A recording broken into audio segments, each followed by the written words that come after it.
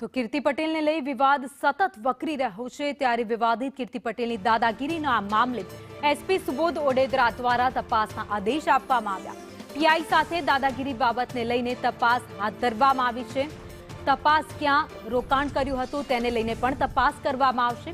આ સાથે તમામ બાબતોને લઈને અત્યારે ટીમો બનાવી તપાસ તેજ કરાઈ છે। તેની સાથે આવેલા લોકોની પણ શોધખોળ ચાલી રહી છે।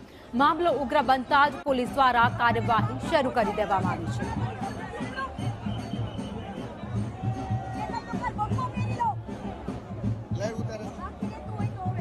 ગત રોજ જે શાહી સ્નાન યોજાયું હતું તેમાં પોતાને સનાતની કહેતી આ કીર્તિ પટેલ લુખ્ખાગીરી કરતી આ કીર્તિ પટેલ એ મૃગી કુંડમાં પહોંચી હતી ને સ્નાન કર્યું હતું। એટલું જ નહીં, સાધુ સંતો સાથે પણ દાદાગીરી કરીને પોલીસ ત્યાં પહોંચી તેને ખસેડવા માટે પહોંચી તો ત્યાં તેણે પોતાની લુખ્ખાગીરી બતાવી હતી।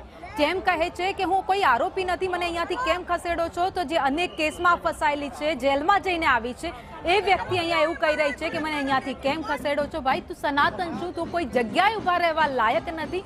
એ વ્યક્તિ અત્યારે ટીવી સ્ક્રીન પર આપ જોઈ રહ્યા છો સંદેશ ન્યૂઝના, જ્યાં એની સામે હવે તપાસ તેજ કરવામાં આવી છે।